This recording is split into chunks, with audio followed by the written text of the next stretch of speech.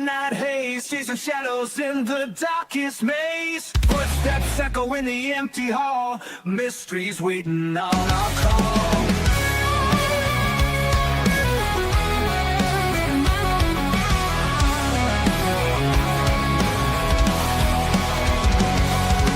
Bigfoot stomping through the pines, aliens sending secret signs. EVPs in the dead of night, ghosts dancing in the pale moonlight. Paranormal for what we bring it to you. Truth behind the veil, gotta pursue you. All right. Uh-oh, Jason, you done run off. Here I am. Look at him. I didn't make it. He done OFT. Oh man, we got a good show tonight, guys. Yes, it's gonna be fun. I'm gonna talk to Lori, and Yes, been on the show almost as much as we have, and she's even been to Tennessee with us, right? Yep. She came up here and we took her all over the place, yanked her around like crazy. She even visited Georgia with us. Yeah. Well, I tell you what, my head's burnt. Been out in the sun all day, or the sunny clouds all day. You're gonna have to start wearing some, put some sunscreen on, and Yeah. your head starts peeling. It's going to be terrible. It hadn't yet. So, tonight we got Lori Hines. Lori's an award-winning author, an intuitive, a psychic medium, a paranormal investigator, and she's the creator of the acclaimed Ancient One series. She blends paranormal experiences, Native American history, archaeology, metaphysics, and the mysteries of the American Southwest. She also shares her experiences with spirit guides and mediumship. She's presented at the Roswell UFO Festival and works with the Find Me group, assisting with missing persons and cold case investigations. So we're going to go ahead and bring Lori on. Go ahead and get started. There she is. Good evening. Hey, how are you guys doing? Doing good. Pretty good. What?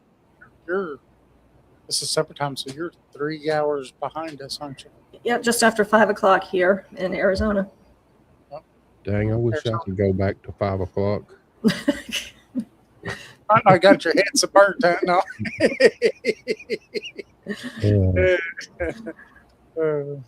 So see, Arizona is one of the few states that doesn't do daylight savings time. Exactly, yeah. Oh, really? Yeah. Huh. Which is a good thing. It's confusing enough with the time changes. We like the fact that we don't have to change time, but it gets confusing when you work for a company and then you make calls and have meetings, and it's like, okay, what time is it there? Especially when you work with people from India. That's always fun. Yeah. Oh, yeah. I used to remember a lot of those Indians. We'd deliver, and a lot of times we'd go and we'd drive through Payson to get down to Mesa, Arizona off of I-40. And but during the summertime, it's the same time zone as California. Oh, yeah. But then during the wintertime, when California changes their time, Like an hour. They're back to being 2 hours behind us. Is it 2 hours? Okay. I think some are like an hour. Some parts of California are like an hour, I think. Yeah. Yeah. From us, it's California's 3 hours. Yep. Yeah. I really miss Tennessee. That was such a beautiful place. It is. It's home. I'm sure Arizona is too. Oh, yeah. Yeah. You got the desert down there, more the mountains and water. There's waterfalls like 20 minutes from me, like 4 or 5 waterfalls 20 minutes from here, which is something you don't get in Phoenix. So it's a variety, but they're both beautiful in their own way. So. Yep. Yeah. Plus, you get down to Phoenix too. You can get to where those big. What are those big cactus called? The ones with the arms on them. Saguaro. Yes, down there you get to see those big old huge cactuses. They're real pretty. Oh, They've yeah. also got wild burros down there. They'll have burro crossings. Yeah, and they have wild horses as you're heading towards Fountain Hills through that area. They did. I thought I saw an article saying they had moved some of them, because when I came back from work last week, I only saw one wild horse. So I don't know if they actually moved some of them to another location, or I was like, oh no, I didn't see as many as I usually do. Hopefully they're okay. Yeah, you'll actually see signs for wild horse and wild burro crossings. Mm-hmm. Yeah. Nope, You hear that it's not noise? me. That's not my noise. I don't know where the noise is coming from. It's not me.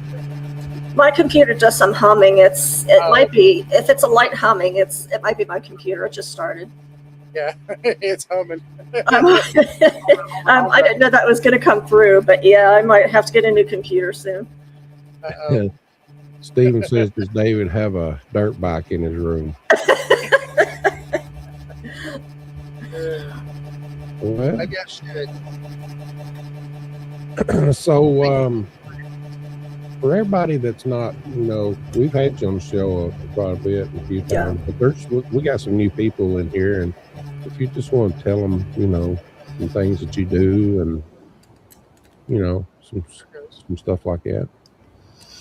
I've just been kind of busy with working. I work at Wells Fargo in Chandler, mostly remote right now, but I do go down one day a week. But I've been a psychic medium for about 25 years.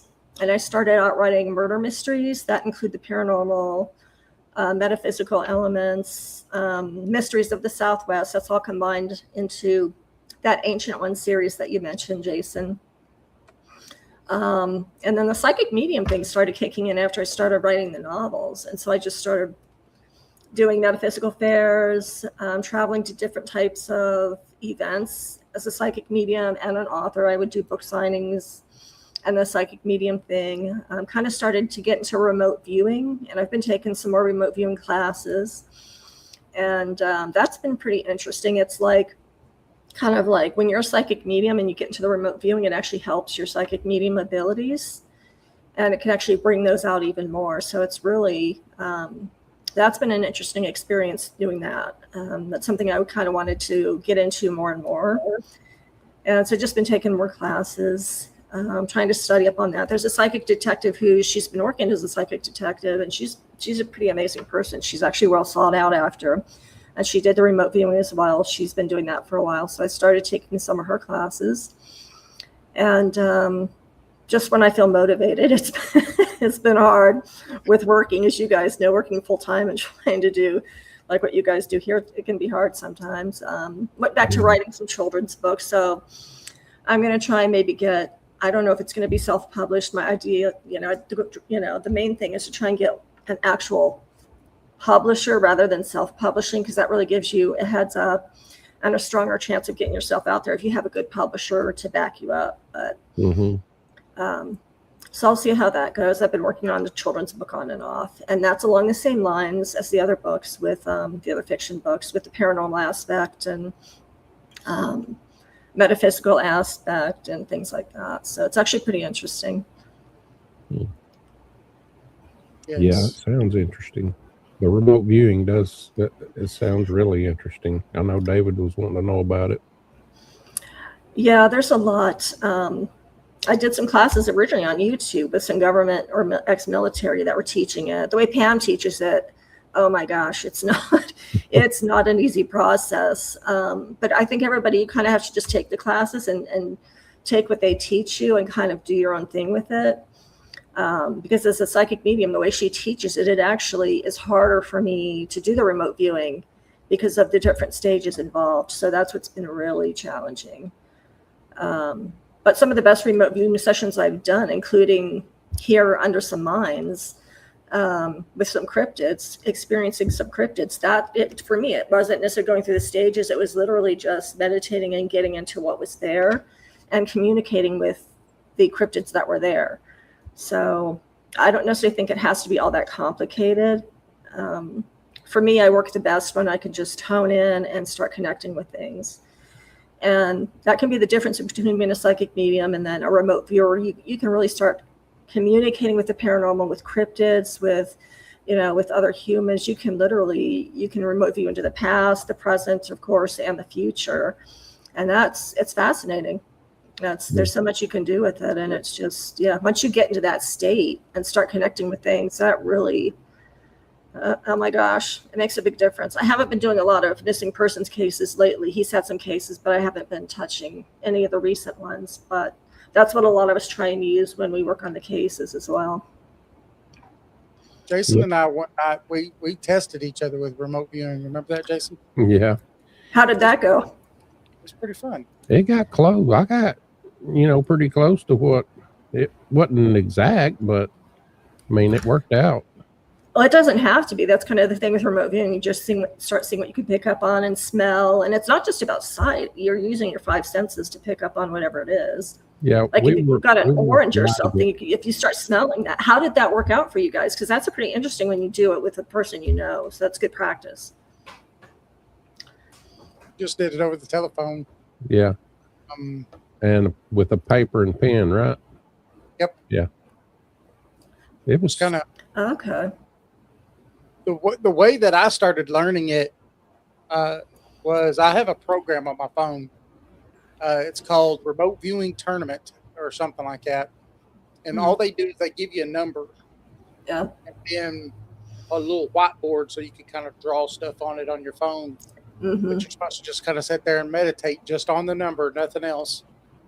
And and then just kind of start writing what comes into your mind, which everything. And I've done pretty decent with that. And so it was the same concept that with Jason and I picked something and I assigned it a number. I gave Jason the number and then he, started doing that. And the same thing he did with me was he assigned something a number and I tried. Oh, so okay. It was fun. The target number, yeah. And so you can actually assign yourself a target number. Like for me, when I work on missing persons cases, I'll maybe assign myself a target number and that can actually help.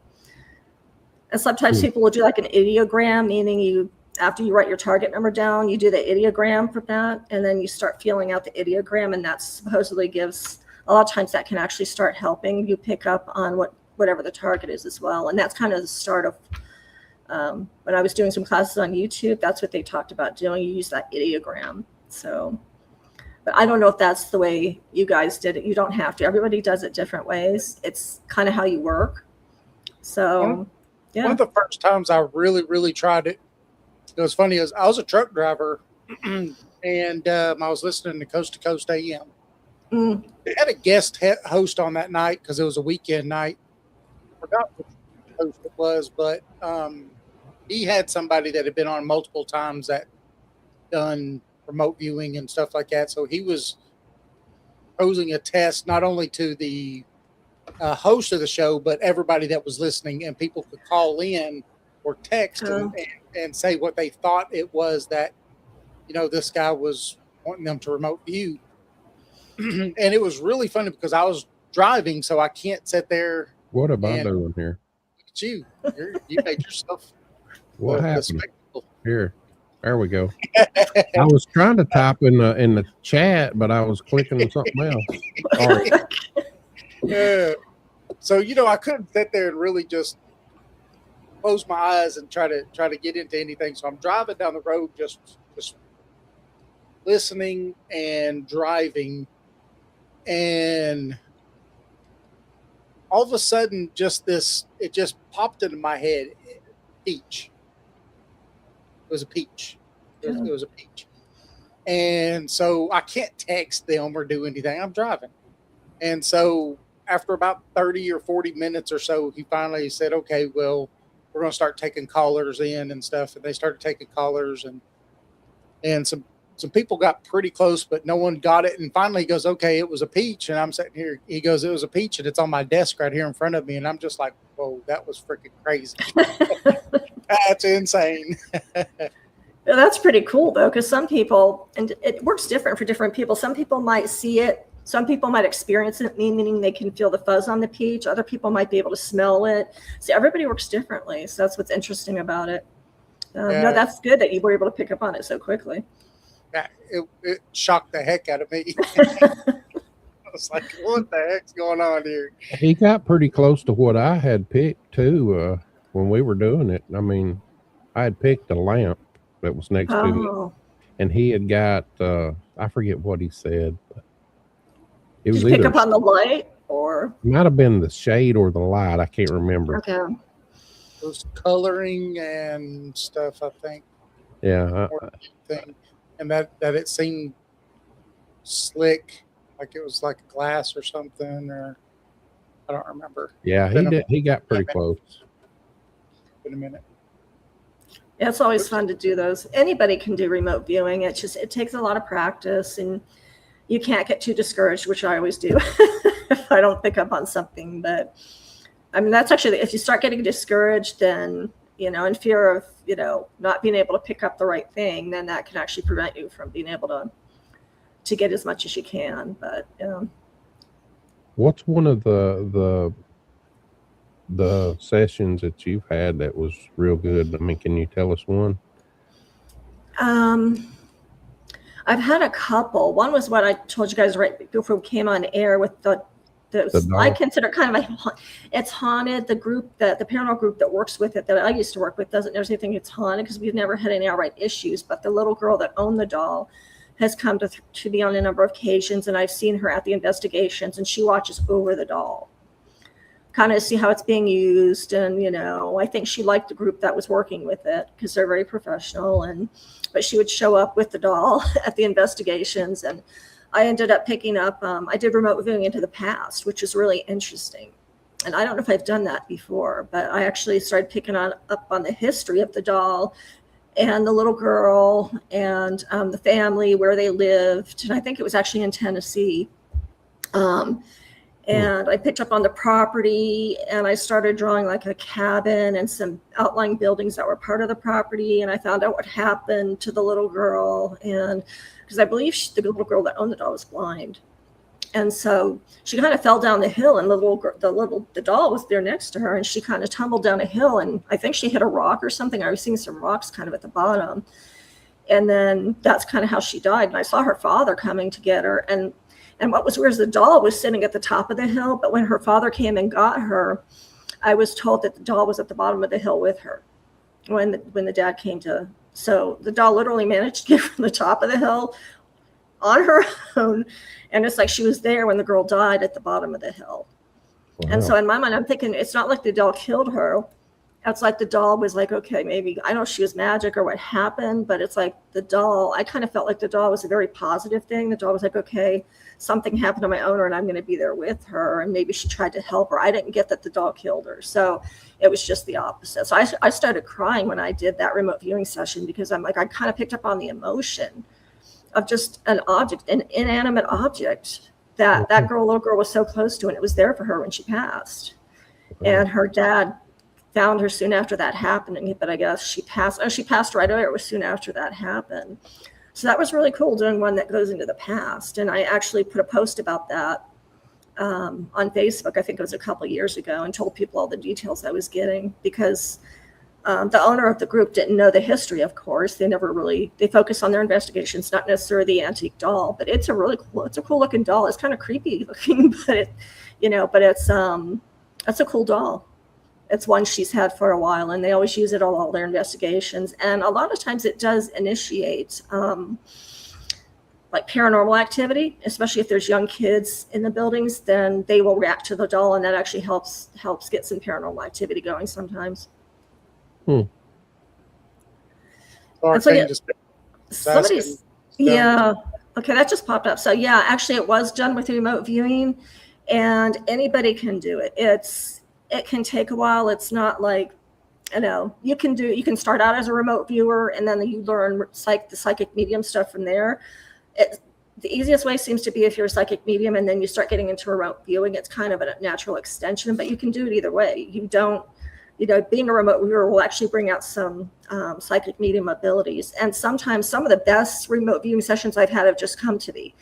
And it's weird because my spirit guides will be like, we want you to start focusing and meditating now and just focus on this. And then things start coming. And that was probably one of the best remote viewing sessions I've had, was into the past. And I never knew you could do it into the past. And they're like, absolutely. And, they're like, if you ever start working for the government, which is what their goal for me is, like, we want you to start working with the government. That's what I'd like to do. That's kind of some of what you might be doing. There's a variety of different targets and different types of projects they have you working on.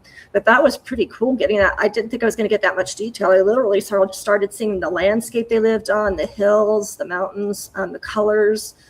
I think it was kind of like a fall. It might have been a fall, late summer, early fall, because I kind of started seeing those colors and just the buildings. And then we had talked about the other one that was mind blowing, was the one that I remote viewed here in Payson to a mine that might be 20 miles from where I live, if that. And that was involving Bigfoot and the Wolfman. And people are just now starting. There've been a number of sightings of Wolfman here with Bigfoot. And I heard, guys, I heard about one recently. My friend Irma, she owns her own store just down the street, and she said, she's like, no, there was a lady who came in the store and started saying that she saw a Bigfoot.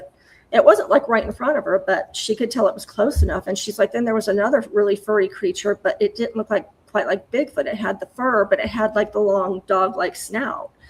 And there's been more of those cases here that are being reported. And people always just thought it was Bigfoot here, but it's not. And when I did that remote viewing session, that's what I saw, was Bigfoot and Dogman standing there together. And I could literally, my hand was literally grabbing the fur of the Dogman.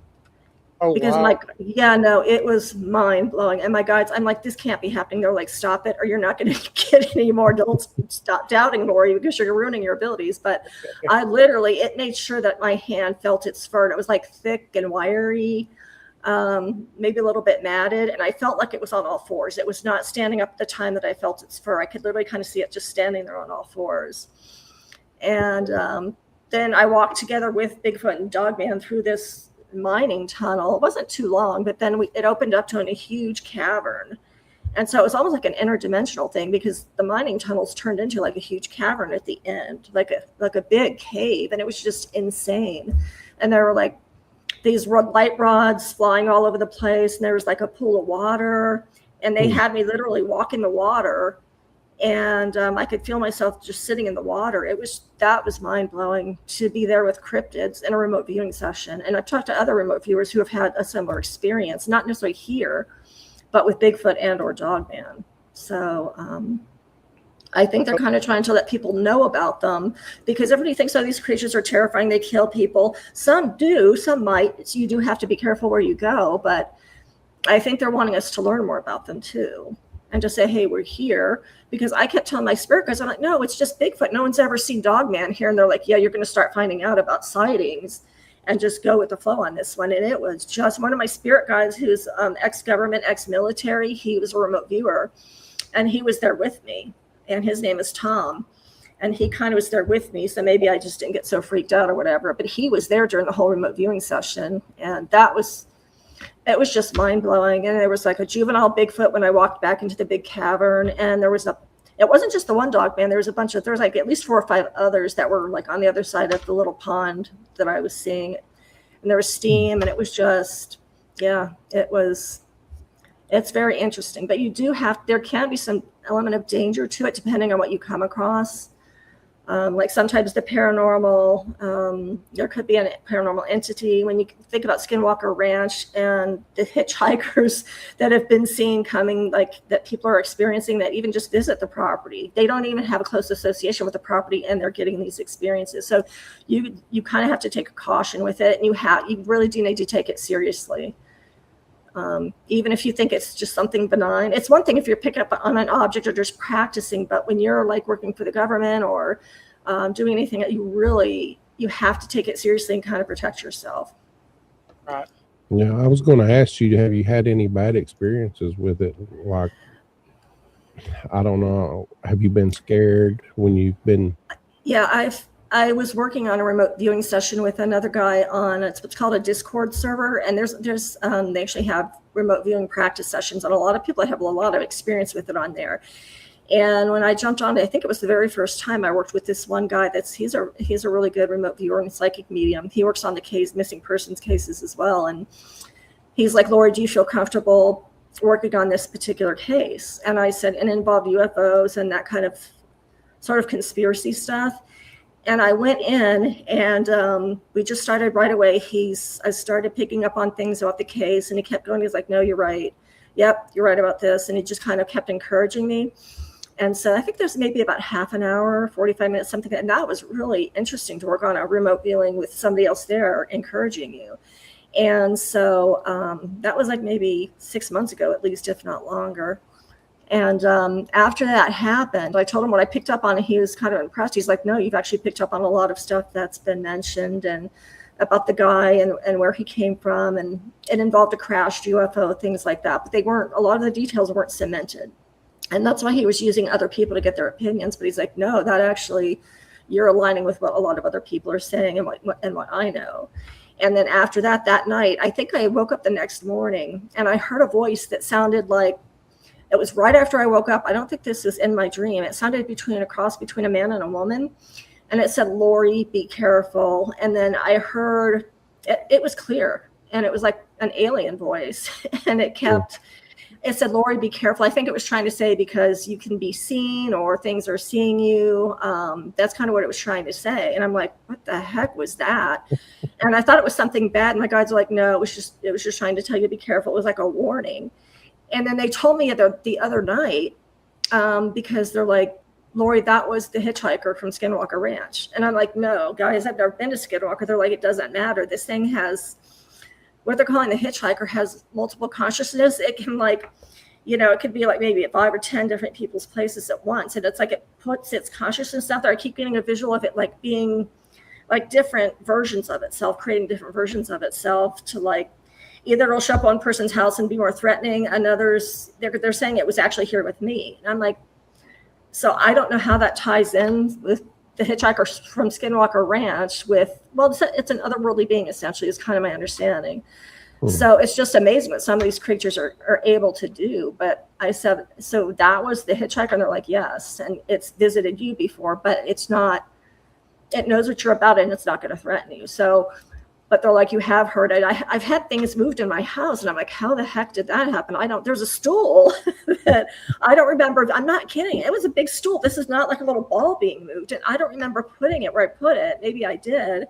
And they're like, no, you've had things moved that you weren't sure were moved. And that's what it was. It's not, for you, it's not that threatening. So, and that doesn't mean that someone's bad because it is more threatening. It just depends on how as you guys have heard, it depends on how you approach the ranch, how seriously you take it. That kind of thing is what they keep saying. So it's mind blowing. If the whole remote viewing thing, it's I haven't been working with it as much the past few months, but I need to go back to working on some missing persons cases. But yeah, it's the one here in Payson under the mine, and then the past life one with the doll were probably the two best ones that I can remember right now. But there's been others as well. Steve asks, is it the same type of sensation as someone goes through when they have a dream that they can smell, taste, even feel? Yeah, that was a really good question. Actually, it can be. Yeah. Yes, you can. That's how people are usually taught, is you use all of those 5 senses. Don't just focus on the sight. Focus on what you can smell, what you can feel. Are you feeling wind? Are you feeling are you hearing, like I just heard thunder, there's some bad weather coming in here. Is that what you're hearing? Because all of this stuff together can help put you in the place. And the more you use your 5 senses and tie those in together and get used to doing that, then that's actually what helps the whole remote viewing experience. Touch, like I felt the dog man's fur, and I sensed that it was on all 4s. And then I could, I saw kind of Bigfoot next to me, and like I was literally between them. And then I was walking down the corridor or through the mining tunnel. So, and even with missing persons cases, if you really focus with those, it can be scary with stuff you start seeing. Because I don't know if I've gotten the case for it yet, but there was one remote viewing session I did where I saw a little girl like it looked like they had been drawing on the sidewalk, and then her friend was with her, and there were some bikes off to the left. It looked like they were in front of somebody's yard, one of their houses. And then I literally saw like a sports car driving up and down watching them. And then I saw her friend take her bike and leave, and the little girl was still sitting there on the sidewalk. And I could literally see the chalk outlines of like the tic-tac board or something like that. And I could kind of see there were two men behind. There was one male behind the wheel of the car and another one sitting next to him. So it can really help with those kinds of details. And all you can do is just, there's a former CIA agent that owns the Find Me group. And so we all report to him and give him the details. And like you guys, I've told you guys many times before, he just takes, like a lot of us come up with the same details, then I think they give all the details to the police departments or FBI, whoever is working on it. I'm not sure. And I think like if 10 of us was to come up with some of the same details, then I think that's kind of how they pursue it. So not all of us are on target all the time. We all have different abilities. And some people might say, okay, well, this person, the body's in Kentucky, or other people might say, no, this person's living and they're in Florida. So with all the different psychic mediums, we get so many different details, but that's what works for him, because the more mediums you have working in the group, the better chance of solving cases. And we've actually solved a lot of cases. So, yeah. And and he'll tell us ahead of time, okay, we're finding a body. Let us know where this body is located. Or we're looking for, let us know if this person is still alive or dead. That's a lot of the cases, and where they might be. Because families need closure. They need to know where these people are. And sometimes what's really sad is sometimes people want to get away. There was one time that I was talking to a bunch of other mediums in the group, and we all came up with the same thing. Okay, this is an older guy and he's alive and he does not want to be found. We were coming up in different areas, but we were all picking up the fact that he wanted to be lost. He did not want to be found. Yeah. That's interesting. Yeah. Yeah. Stephen says it sounds bad, but I want to do it. And it's fun. And really is. I don't know if he's talking about the remote viewing or the missing person stuff. The remote viewing, it can be, like I said, you do kind of have to be cautious. I think a lot of people have the ability to learn it. You have to really practice, and you have to keep doing it, which is, I haven't done it for a few months, but yeah. And meditation, in my mind, is a pretty big part of that. Some people just, when they get into remote viewing, they don't necessarily meditate. They might beforehand. But for me, that's kind of more important for me, is the meditation, just putting myself in a quiet space and just focusing, putting some music on, putting like meditative music on YouTube, and then just kind of getting into it from there. I can't just sit down and go into a remote viewing session. So I haven't played it for a while, so you can tell by August 0 score, but I didn't know they had one. I might have to check that out.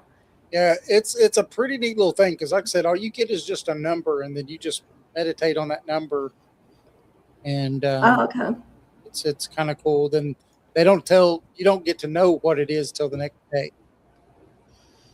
Okay, yeah, there's YouTube ones. Like if people are interested in it, maybe, because that's how I started out, was on YouTube. I went to some ex-government or government military people that were teaching classes, and so it's like they kind of taught the basics there. And then I was like, okay, this is kind of interesting. And then you do the targets. They give you the target numbers, and that's, and you practice and see, There's a lot of stuff on YouTube you can work with.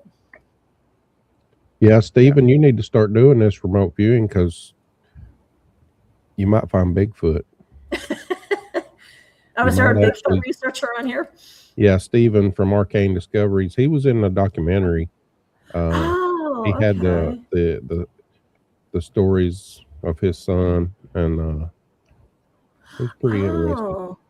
Yeah, my spirit guides are saying, he should do it. He can do it, is what I'm hearing when he asked that. So I feel like that's something he should definitely pursue.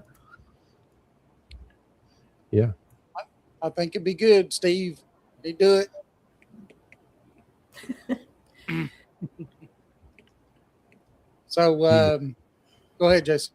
I was just going to say what he said here. With remote viewing in mind, what if someone gets in that mindset but uses DMT to help push it further? there's a thing being done with a huge pharmaceutical. I can't see that other one. Into and using. Yeah. Yeah, you could definitely combine abilities. As psychic mediums, then that kind of power helps with the remote viewing. So absolutely, yeah. I'd never heard of that, I don't think, but yeah. DMT opens your mind anyway, so Go That's find true. you a blue-bellied frog and lick it.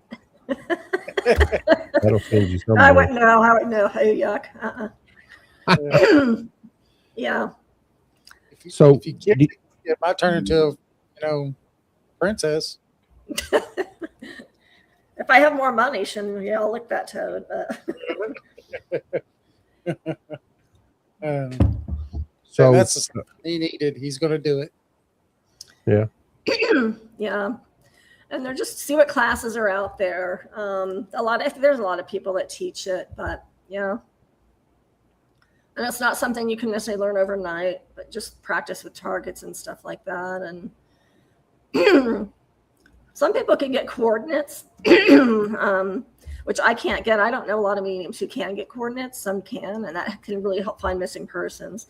And that would help with Bigfoot and cryptids as well, because you guys are all out in the middle of nowhere trying to hunt those things. So if you get numbers like that, that's a huge plus for you, because then you can maybe get right into the location where they're at and help find them. So not that they all want to be found. I don't think they're all supposed to be found, but it's, and that's kind of my goal, is to maybe help work with some Bigfoot researchers eventually and see if I can hone in on some locations in at least general areas and let people know where things might be located. Shelly says these frog legs are making.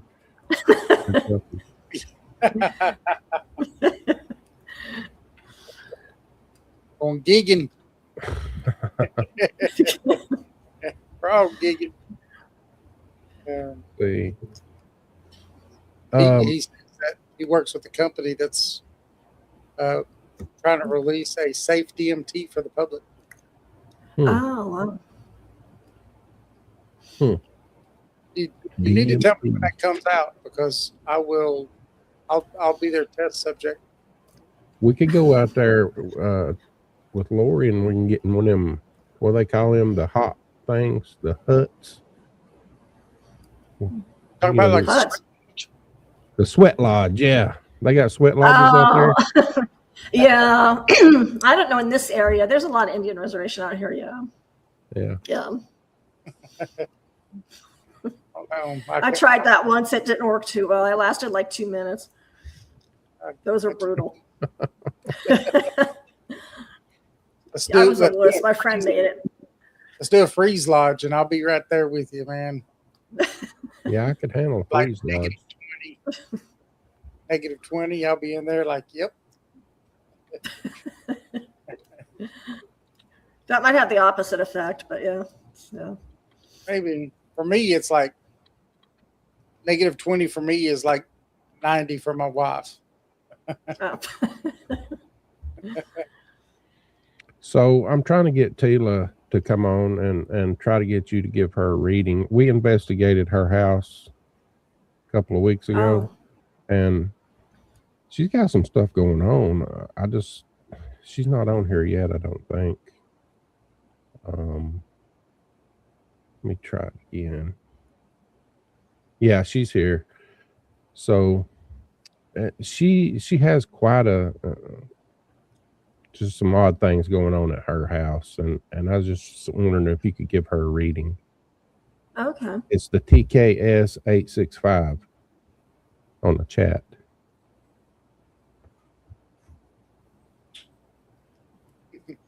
I'm not seeing the chat, but Oh, you? I'm getting, it's a studio chat, but it just says 3 people. I'm not necessarily seeing it. Over on the very right hand side, you see where it says comments. Click on the comments. Gotcha. Okay. Now you can see this. You'll be able to see Okay. chat. Okay.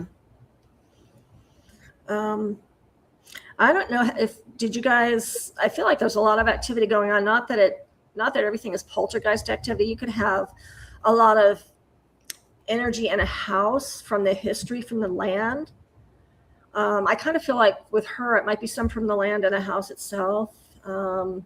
Maybe one from, I'm getting a female and male. So I think there's a number of different energies in that house.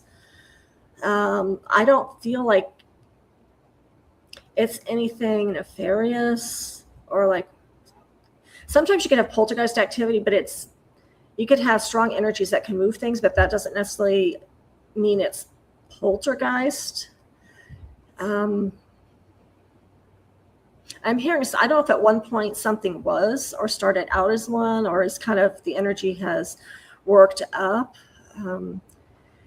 I'm getting something about hearing something. I keep getting a female, so I don't know if there's a female that's a stronger presence. But I'm kind of seeing whatever the female is. I'm seeing these spirits, some energies stick to certain rooms. I kind of feel like these are kind of roaming all over.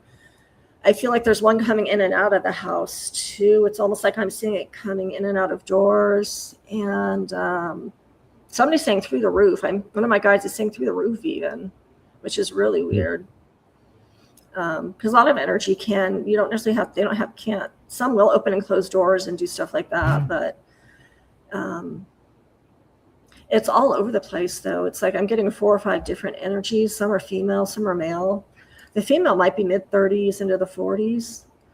I'm kind of seeing her in a long dress. I'm not sure if it's like a lady in white.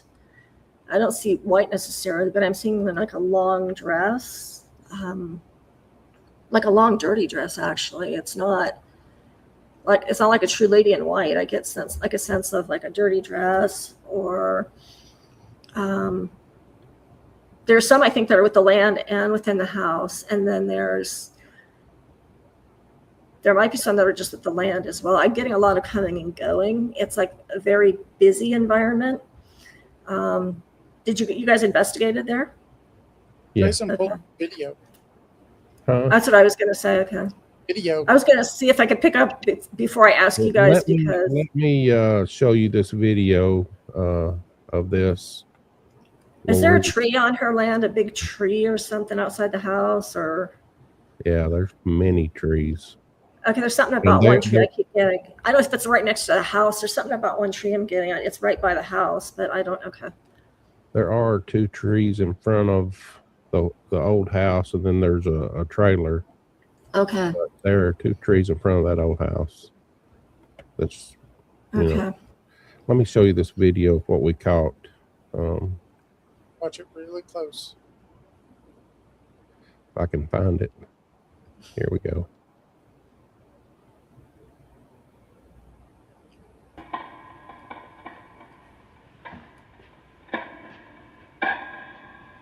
See that? Well, it comes out of my hand.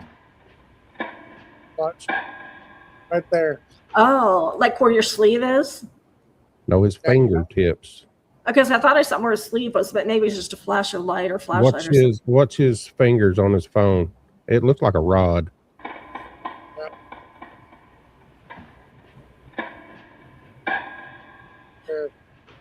Yeah, that's what I saw. Oh, okay. So I thought it was okay. No, yeah, that's what I saw. Yeah. And it goes into the spirit portal. Yeah, it goes into the box here. Comes down and goes down into the box.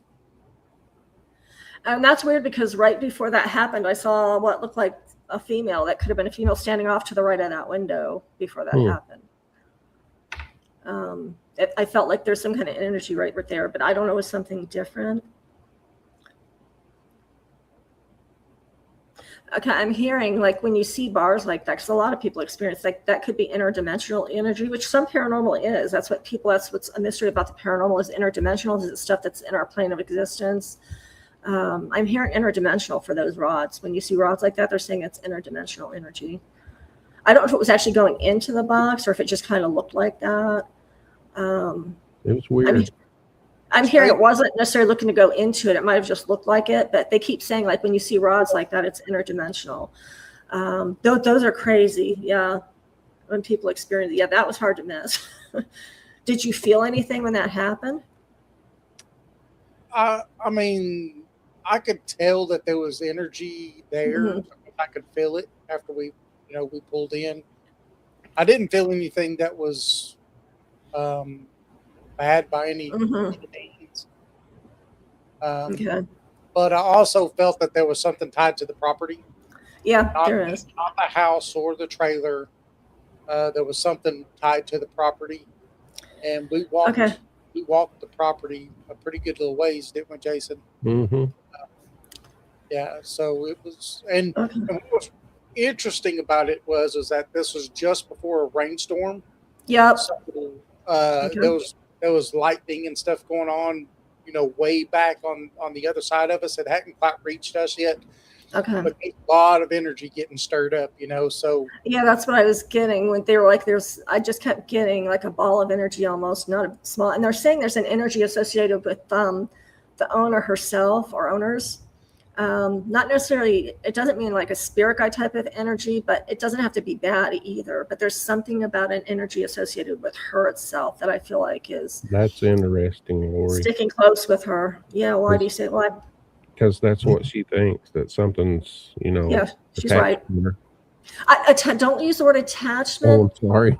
No. I'm just saying that because it freaks people out, and that's understood because they think, "Oh my God, I've got energy that's inside me. I need an exorcism." So, I'm glad you did say that because I don't sense it's like that. I sense unless she's feeling things, or a lot of times if there kind of is, and you get like you might get an illness, you might start having things around, start feeling tired. I don't feel like it's like that with her, and I'm kind of getting no.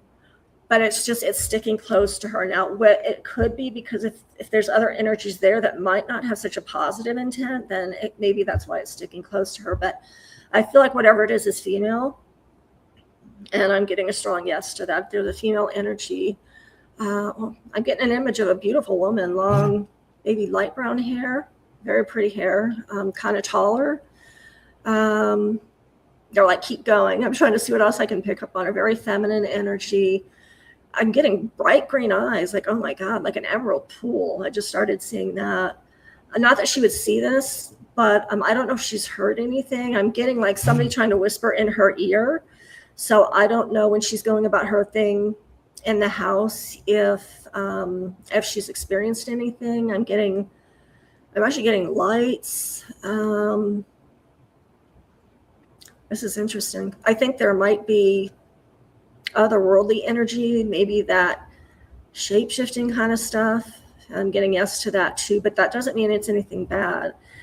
Because I actually have a lot of my spirit guides are otherworldly, and like the thing I experienced with the hitchhiker thing, I don't.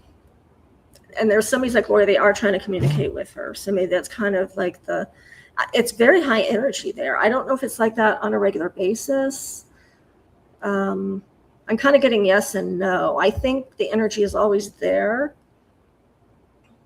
but I feel like she might be trying to push back. Obviously, if there's that much energy, you don't necessarily always want to keep dealing with that. So somebody's saying she's hearing a lot of things, but I get lights and stuff too. So I think with her, they're saying I'm getting she's very visual. Somebody's saying, Lori, she's very visual. So I think she picks up a lot of lights and stuff like that, maybe. I feel like she has abilities, and like a lot of people are capable of having abilities. It's just, but I feel like she's got some kind of innate abilities, which is why some of this stuff's around her. So I noticed a comment, and they're saying that the house was 130 years old. So that by itself, I'm trying to figure out, because there's some I feel like it's just on the land, and there's others that are in her house. I literally see them going between her house and the land itself. I think there's one that's just associated with the land, but the others might be coming in and out. I'm getting something about the backyard. I don't know if you guys investigated it. It's like there's, okay. Yeah. It's like there's stuff that goes on in the backyard all over, but I'm seeing something about the back of the house. Oh man! And the tree for some reason too. You are giving me cold chills. Oh, okay. Did you investigate it like all outside and inside? I'm hearing yes. Yeah. Okay. We didn't go in the house. We just well, not the house. We went into the trailer where she's staying in the trailer now. Yeah. But because I'm getting it's both. She's staying in the trailer, you said? Yeah. Okay. And that's where you investigated. Yeah. Okay. But yeah, Shelley's like my house is 130. The trailer's in the backyard. of the White House. Okay. And Okay, 'cause something did Mhm. happen in the backyard, or it didn't happen. Okay. Something occurred there that she told us about that I don't know if she would like me to mention it, but I'm not going to. It's just something No, not if, yeah. that shocked me. I'm getting like something between a male and a female in the backyard. It could be different things happen back there. I'm seeing like a male and a female. The female's shorter than the male. The male's kind of towering over her. And I'm seeing like something. I'm not seeing a murder right now necessarily. I'd have to do a remote viewing, but it's like she's looking up to him and there's like an argument going on. And it doesn't seem like an older couple. It seems like kind of a younger couple. I don't know if that has anything to do, but I just kept getting something about the back of the house. But I feel like there's things energies that travel between the trailer and the house. It's not like it's just the trailer.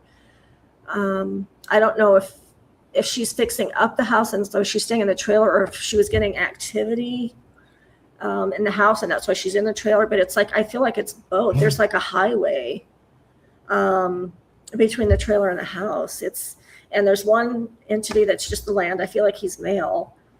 I don't know. He's like supposed to be protective. I'm hearing no, but it's not. I don't necessarily sense bad, but it's. I feel like he's feeling lost. Whoever this man is. Okay. All right. So I've heard he was killed there. And I don't know how long ago. I don't know if that's part of what she was told, but I get like, I keep sensing a male and I'm getting a sense of confusion. It's not like an intelligent Han. It's like, it's more like he's just wandering around the house and the land itself. I don't know if there's a water nearby. I'm getting something about water nearby.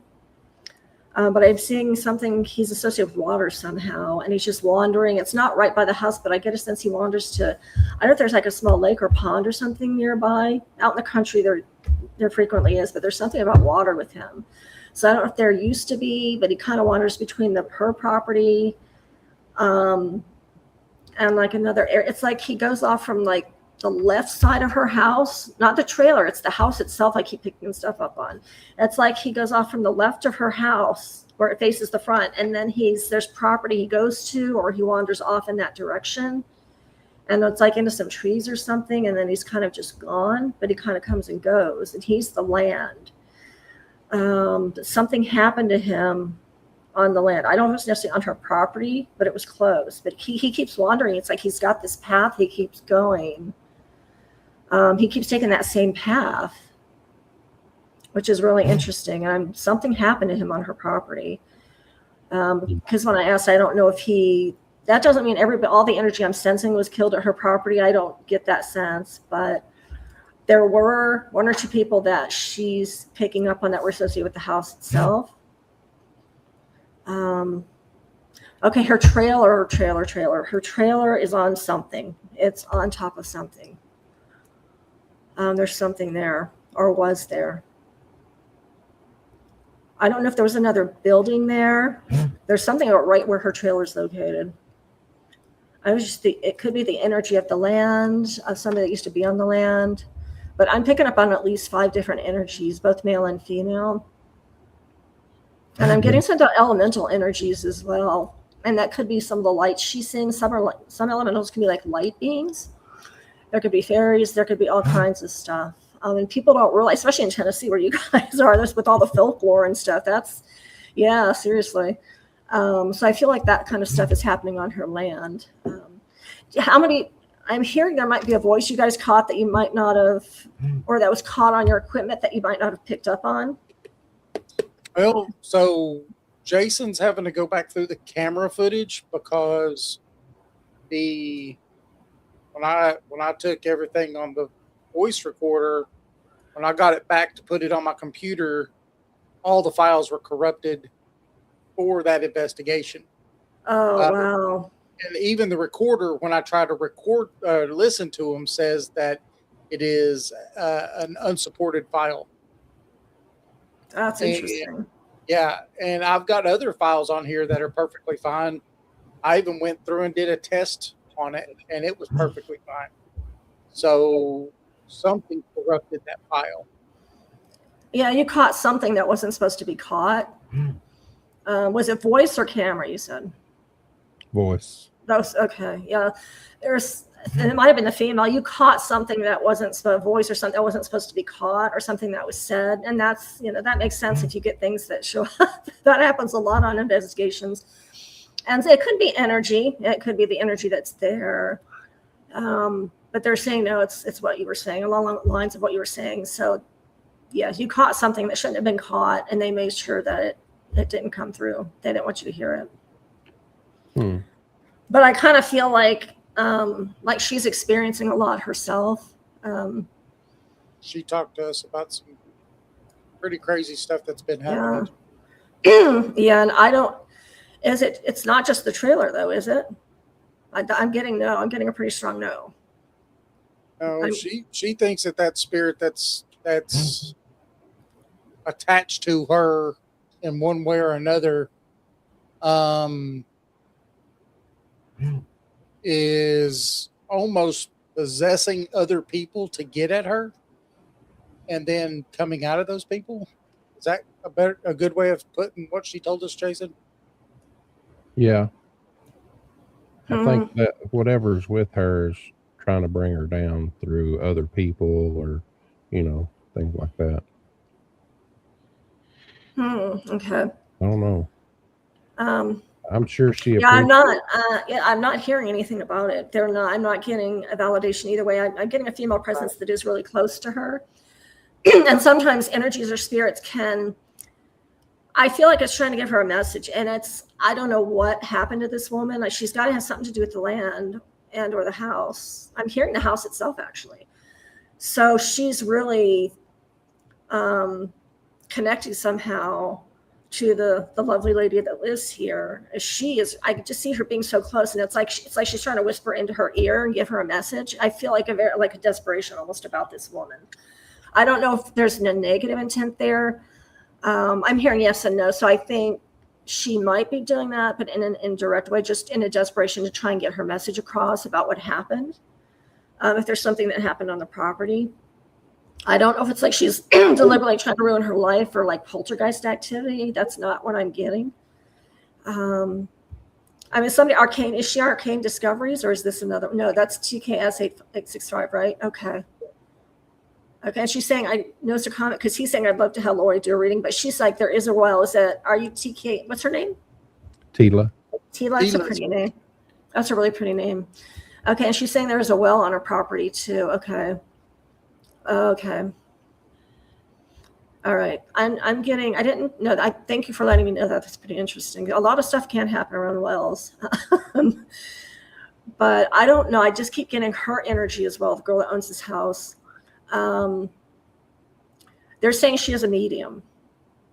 And a lot of times you don't have to have stuff like this on the property, be around, but usually you can generate more energy if you have that ability. I don't know if she's aware she has it. Somebody's saying yes, she is, but you don't have to be a practicing medium. But I feel like some of that energy is coming to her because she notices it. I think she can feel a lot of this stuff. I keep getting lights too. So I don't know if she's seeing orbs. I feel like she's actually experiencing a lot of different stuff. It's not just, some people just see paranormal I feel like she's a strong intuitive. So I think that's part of the reason she's experiencing stuff. But there's traffic going between her trailer and the house itself. Like there's a corner there. And I feel like it goes between the trailer and then the house. And there's some that's going between the land and inside the homes and stuff. That's interesting. Yep. Stephen says that he'd like you to see about his old home place, all the old things all the things that happened there over the years with death, my vision, mom's visions, and even real nightmares. Oh, okay. All right. I don't know if he means an off reading or on this or both. I'll see what I can pick up on. I can always, maybe try and do a remote viewing session before. See if I can. Is he still? Stephen, are you still at that property? I'm hearing no. Is he still on that property? There's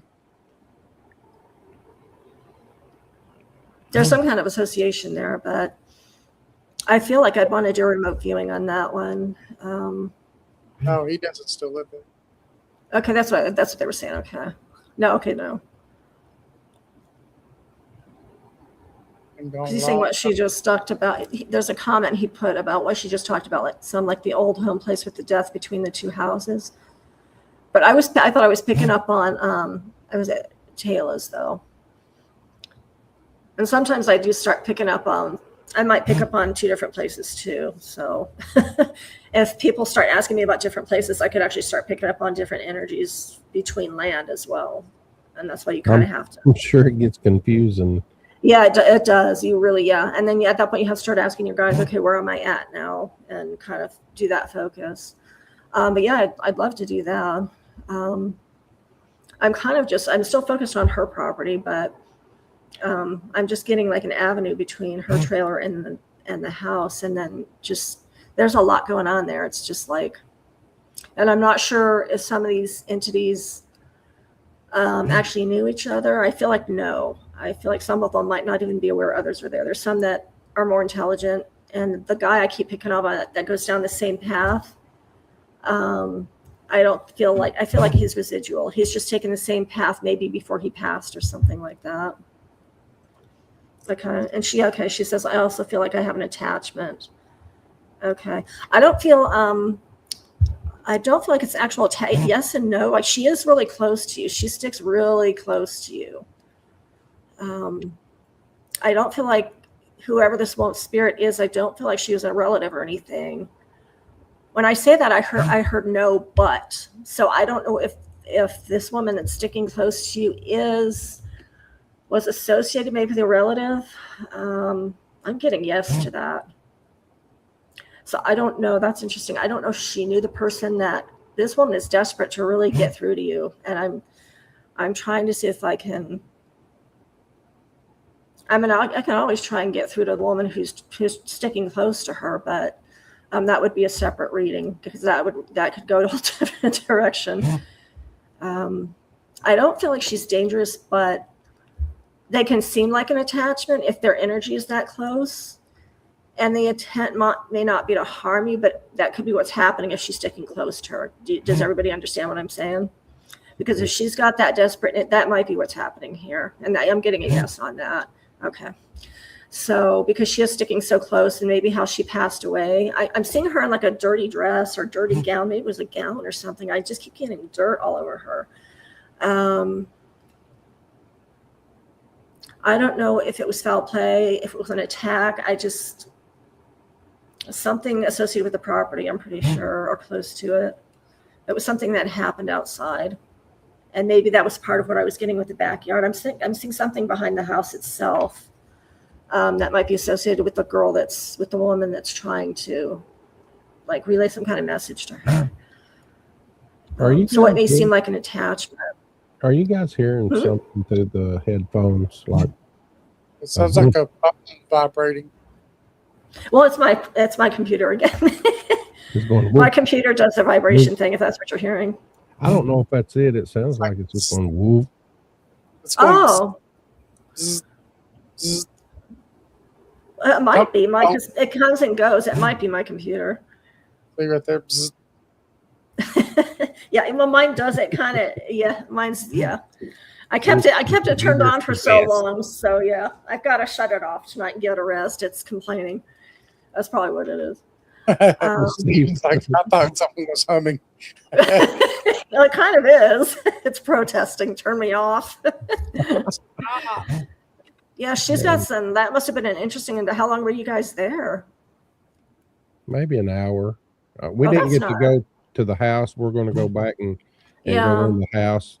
See, she thinks a long time ago when she was little, I think when her cousin was a baby, she had seen her great grandmother was already passed, and she had seen her great grandmother standing over the baby, and Oh, wow. it was pretty wild. Oh, wow.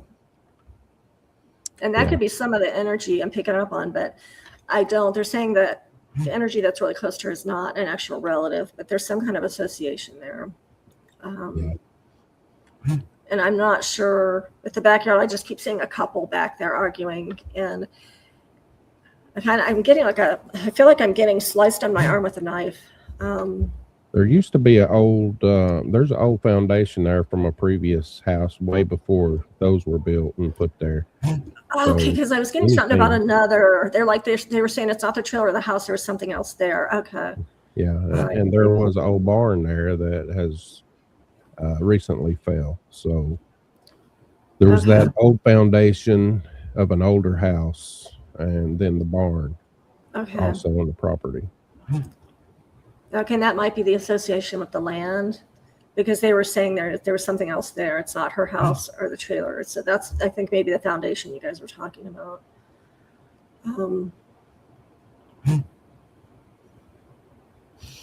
Yeah, she said she had a lot of nightmares about the barn. Okay, yeah, because does she ever have anything happen? I got a quick yes without even finishing the question. When she's around the barn, or I don't know if she goes in the barn. It's almost like, okay, there's some kind of dark energy, but I'm getting an image of a horse associated with the barn. So I don't know if there's other things she hears. It's like there could be like maybe sometimes you can pick up on animal energies too. People think it's all human. It doesn't have to be. So I keep seeing a horse for some reason when you mention the barn. But then the barn itself, it's almost like there's like a dark energy in there. So I don't necessarily know if it's unsafe, but well, I'm sure she thanks you.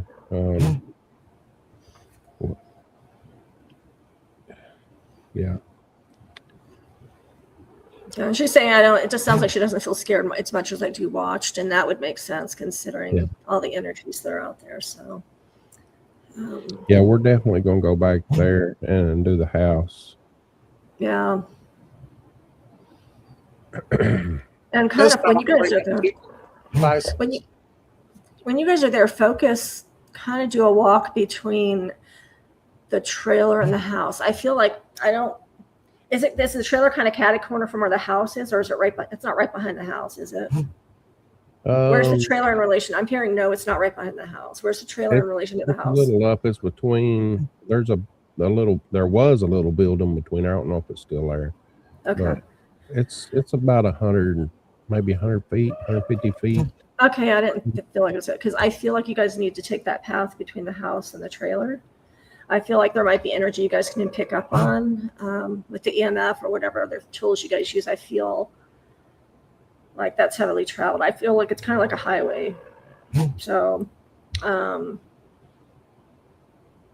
maybe try that path and see if you pick up on anything. And because I'm saying they will. I feel like you will. Let's see. I'm trying to see if I can pick up on the woman's name too, because if I can pick up on some names that you guys can try and directly connect with when you're there.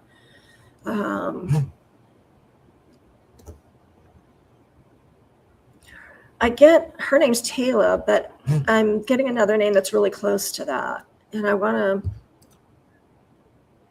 I'm hearing the name Tara, like Tara. So if you guys go back out there, try that name. I'd like the man who's residual. I don't know if he would notice. I'm hearing no because he is residual, but I feel that they're saying he might pick up on him as well. But I feel like he's the other side of the house. I keep getting he goes this normal. He keeps going the same path to the left of her house. That is kind of catty corner. He just keeps going back and forth. There's something about water. Does she have a small pond or something out there? Or I don't know if there used to be. I keep getting something about water. Is there water fairly close to there? The well. She mentioned wait a minute. Maybe it's the well. Okay, it's the well. I don't know if there's water in it now. But I don't know if the well is like in the direction I'm thinking of from the house. I can I can ask her. So is the well, like if you walk out at the front door of your house, where's the well from the front door of your house? Did you guys see the well? Since I'm Okay. at the house. Yeah, and that's okay. That's okay. I was getting something, but there's all kinds of energies. I was getting something when you come out the front door to the right, but maybe it could be the well. Or there could have been a small pond or something there at one point. I just keep getting something when you come out the front door of our house. So that would be to the right, but she's saying the well's to the left. So maybe kind of when you guys go out there, kind of check more around the well. Maybe that was the water source, but there's something else. There's a path this other guy keeps walking on the other side of her. It's like opposite the well. And I'm just literally seeing him like he's wearing the ground out with, he's just going back and forth. He goes he goes away from the house, and it's like he kind of just keeps coming back and forth. So I don't know if he's going to the place of his death, because I feel like something happened to him out there as well. So I don't know what the well itself. I'm not necessarily picking something up about the well.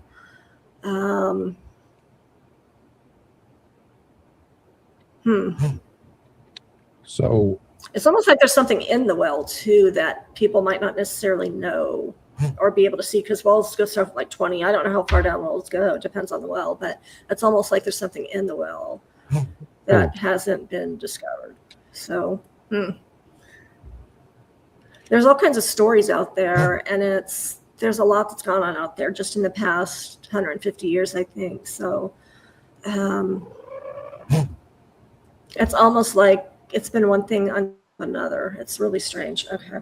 It's just like, it's like it piles up. The energy kind of just piles in on itself.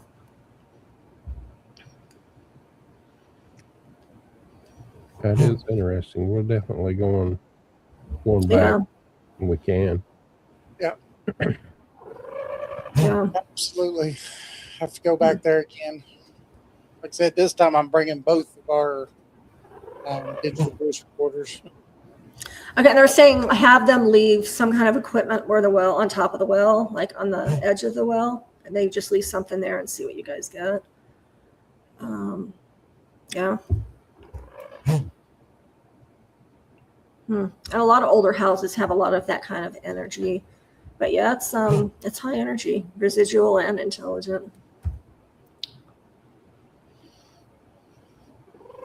Well, Tila, I hope that helped you out a little bit. And, Yep. Maybe we don't think you're crazy. She thinks she's crazy. But No. yeah. I thought she's Well, it feels like that when you have it all going on. No, Yeah. of course not. A lot of people deal with that. You're not crazy at all. It's just, you feel like it when you've got all that energy around you. Yeah. Steven's saying it's crazy. She's talking about the well, and he went out to Back Creek today.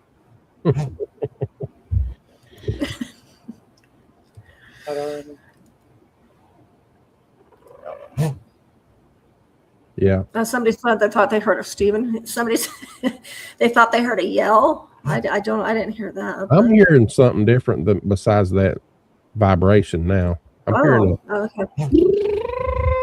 something like that. I don't know if it's my computer because it does make strange noises. It's mostly like vibration. Huh. It sounds like a cat, like growling a little. Not, I don't know. It's weird. Now it ain't doing it.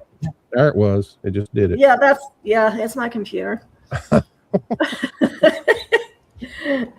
I was hoping it wouldn't do. I didn't think you guys would hear it, so sorry about that. It's fine. It's fine. Everyone's thinking there's paranormal stuff going on. Yeah. Yeah, so it doesn't always do that. Of course, when I get on the show, it does. Of course.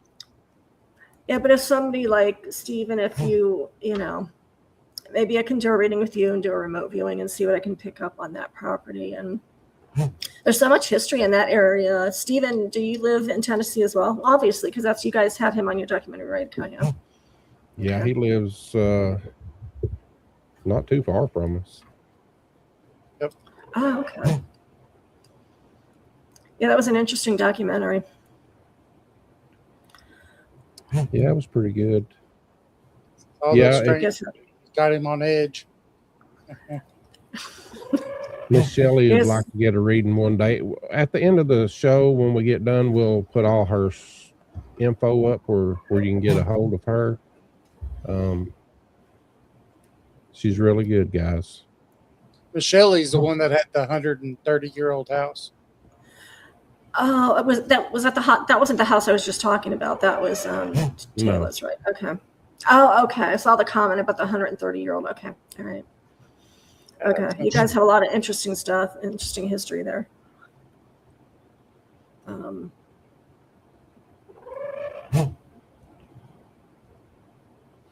think Stephen, I feel like kind of he has a connection with like cryptids and stuff as well. I feel like his energy or something. Okay. Has he had a lot of experiences? Because I feel like he's got a strong connection to like that whole thing. Not, I mean, I know he's into that, and I think you said he was researching, but I feel like there's some kind of energetic connection there with him. Yep. Okay. Says yes, definitely. Okay. Like he has a stronger chance of getting experiences than others might, you know.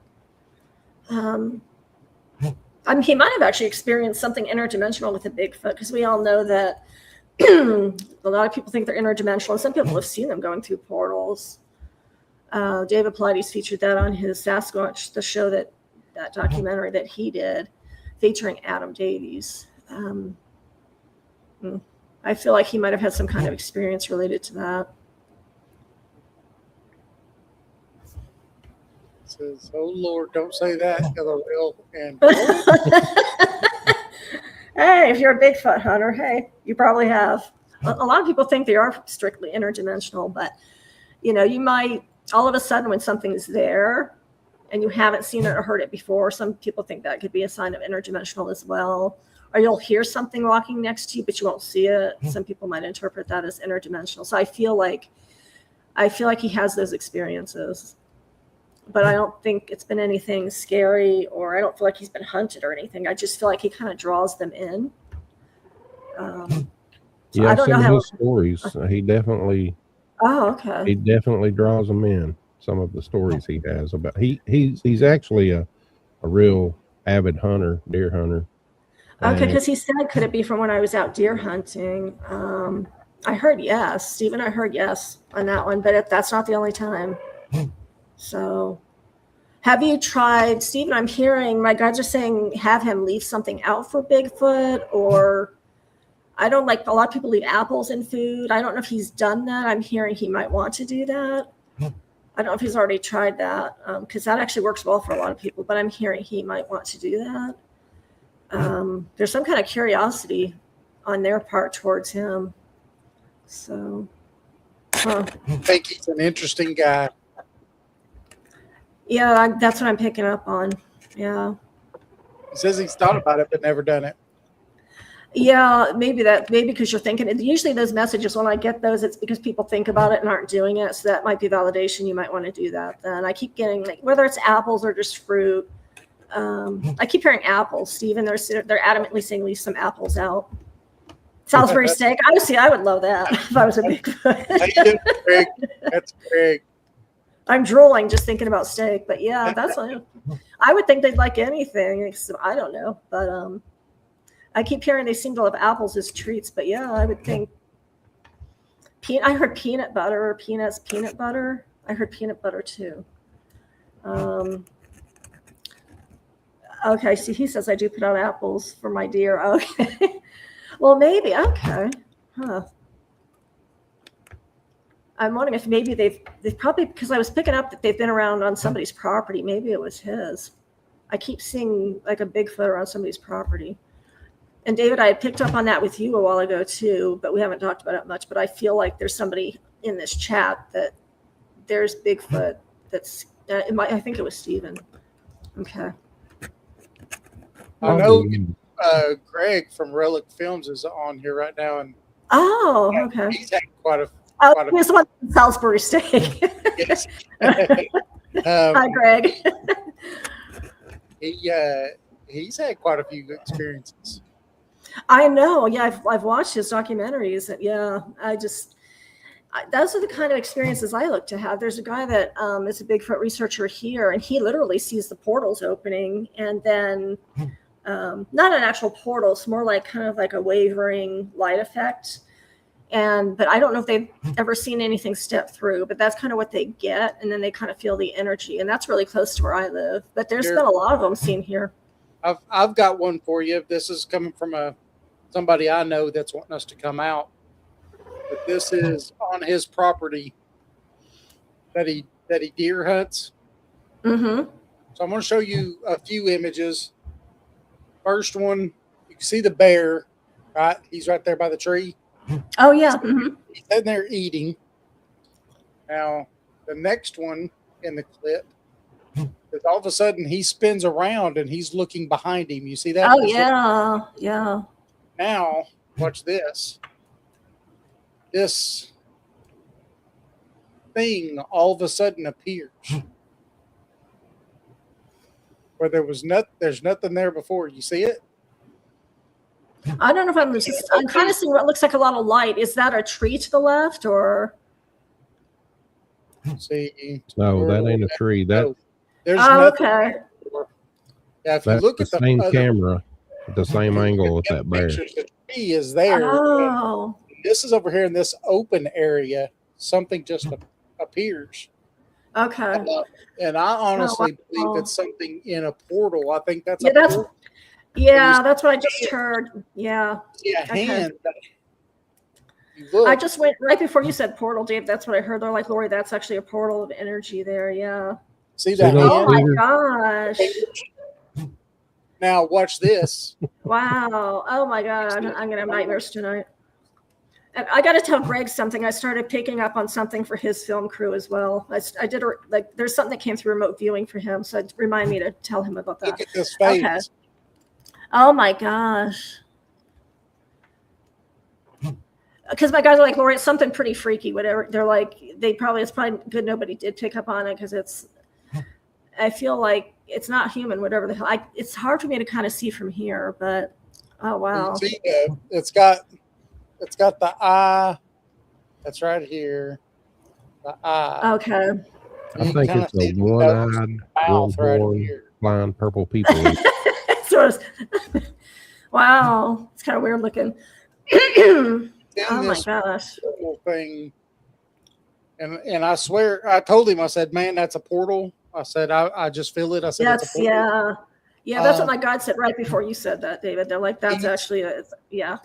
He's Yeah. given me It's the like a- whole SD card. This got caught on his trail camera. And Wow. this is the same guy that not too long ago before that, on the same trail cam, like I said, he's wanting Jason and I to come out there. Yeah.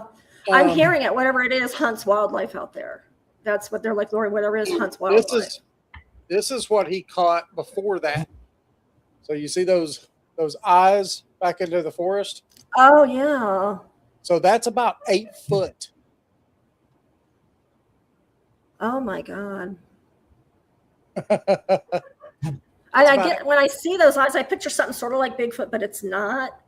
It's Yeah. a little bit different. But yeah, oh my gosh. Yeah. Yeah. Oh, wow. Yep. And so he lives just in Georgia, but this property's not in Georgia, though. I found out the other day it is here in Tennessee. So, Okay. Wow. And I feel like whatever that is kind of comes and goes a lot. They're like, it hunts the wildlife. And that might be why the bear he has turned felt when it did. things. Yeah. Yeah, he has felt weird things on that property. He's hunted that property for a long time. And he says, but this is the first time he started actually catching pictures of it on his trail cams. Yeah. Wow. That's kind of weird. So much stuff, that stuff goes on, and more so than and it's more and more, and it's just interdimensional, otherworldly. I mean, some of those combine themselves, and I started picking up, like, Greg and I talked about working together when he gets time, but I had already started picking up on something with him about 6 months ago. And it just started coming through remote viewing, and my guys were like, this is for Greg. When you guys get time to work together, this is something that relates to something with Relic Films. And I kept seeing, I don't know if it's going to sound familiar to him, but I saw like a huge open field with a cabin kind of off to the right. It was just like a wheat field almost. And there was a guy out there, like a paranormal energy that was working out in the field. He was like preparing it or hoeing the ground or tilling the ground. And then straight behind this field was like a rock that was kind of slanted on the side. It was a huge boulder that was slanted. And then off to behind the cabin, like maybe quarter mile, was a tree line. And my guys are saying something about it being in Georgia. So I don't know if it sounds familiar to Greg. We haven't had a chance to talk, but I'd be interested to see if that sounds familiar. Because the cabin, I think, was from, I don't think it's a cabin that would exist now. It was where a couple lived before, and I could literally see smoke coming out of the roof, and he was just working the land. I got a sense there were kids. It was a family that lived there. It was a huge open field. So I heard it was somewhere in Georgia, and it could have, it was just, but it was a male energy, and they said it's somebody who used to live. It was a settler on the land, and they had the cabin. He built the cabin, that kind of thing. But for some reason, that just started coming up soon after I started talking to Greg. I don't know why. I don't know if that's a place they've been or investigated, but I heard something about that being in Georgia. So sometimes things like that will just start popping up in my mind. I'll be like, he says he knows the place. You're kidding. Oh, really? With just that description? Oh, wow. Because Greg, for some reason, they wanted me to, that came into my head so clearly. I don't know if that's a place you guys have investigated or supposed to be. I don't know if you have a tie there, but I keep seeing it in my head over and over. I mean, so they're like, just keep that, keep that. I actually wrote notes on it, and they're like, keep the notes. So I might start getting more on that. So that's interesting that he knows it based on my description. Okay. The boulder spot was like a huge thing for me. I don't know, Greg, is the cabin still there? I don't know if it is. I just kept getting a cabin that might have been there. And that boulder is kind of like, it was a weird shaped boulder. It was huge. Oh, that's interesting. He said it's where he saw okay. Greg, was that a male ghost? Because there's a male energy I picked up on, a strong male energy that was tilling the field out there or the land. So I don't know if it was a male. That's pretty interesting. Oh my gosh. Oh my gosh. Okay, that's weird. And I doubted what I was seeing in my spirit guides. They're like, just ask Greg. He's going to validate. That's funny. I'm glad. That's interesting. It is. Wow. That was a cool looking cabin. I wished I could do that. You can. One day. You have to have you guys have families, and it's, with just me, it's easier to concentrate. And so. It says it was a male. It was an Indian on a horse. Oh, really? See, I didn't get an Indian. That doesn't mean, okay. But that doesn't mean there isn't. So there was one paranormal. He was not native. He was a settler is what they were saying. And I just kept getting him. And he saw me looking at him when I was doing the remote viewing, and he turned towards me, and it was like, yeah. So that's interesting. Wow. I rode through the field and then just, oh my gosh, that's pretty cool. Well, thanks, Greg, for validating that. Yeah. Wow. I need to move to Tennessee and Georgia. Some cool places out there. Well, Arizona does too, actually. We have a lot of history around here, everywhere, really. People think, oh, if you have a new house, there won't be any hauntings. That's not true. You can have something, not necessarily an attachment, but spirit guides kind of come to you. A lot of our spirit guides, not just me, we can get spirit guides and energies that are attracted to us based on who we are, who we've been in the past lives, things like that. And they're not negative. So, but you can get them traveling. Like Greg, I'm sure you and your beautiful wife and your crew, when you travel, might pick up on energies like that, and you could pick up things like that as spirit guides, but they're actually good energies. So you guys are all doing a lot of interesting things out there with the paranormal and cryptids and yeah. Shelley says that she's in Australia. Oh, really? Yeah. Oh my gosh. One with the 130-year-old house. That's crazy. Australia, wow. Massacred chief Macintosh. mostly Okay. white. Sold the creek. Oh, land. okay. Yeah, sold the creek land to the government. Yeah, okay. But That's interesting. McIntosh lived in there in the cabin. That might be who you're seeing. Oh, yeah. That's what they're saying. Yes, I pictured him with dark hair. He didn't look older. He looked younger, like maybe 40s, I think, mid 40s. Maybe was when I was getting him. But nice looking guy. I thought I was getting somebody with dark hair, but he I was seeing him just tilling the land. Then all of a sudden, as I continued to focus on the remote viewing, he turned towards me and looked right at me. So at that point, it was the paranormal energy I was picking up on. That's interesting, though, that you saw Indian on a horse. I wasn't getting that. I was just getting the owner of the cabin who built the cabin, which makes sense because he wanted me, they can try and give you messages and let you know that, hey, this is my cabin. And because that's what I had started focusing on in the remote viewing. And then I started seeing him more. So, wow, that's interesting.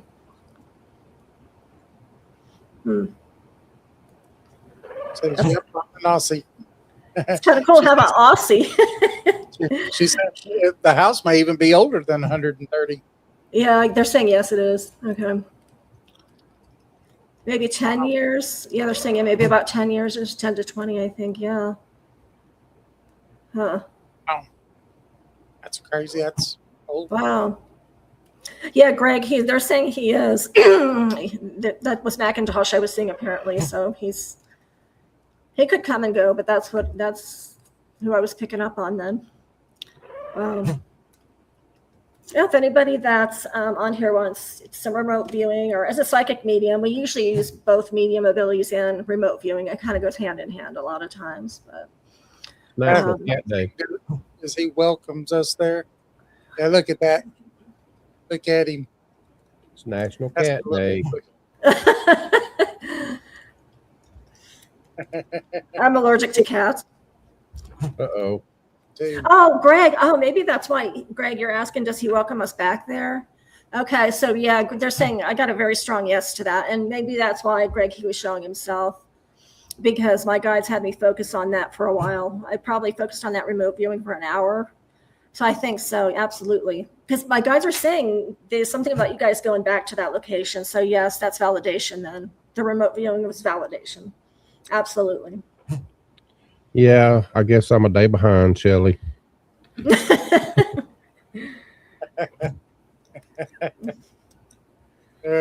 all right.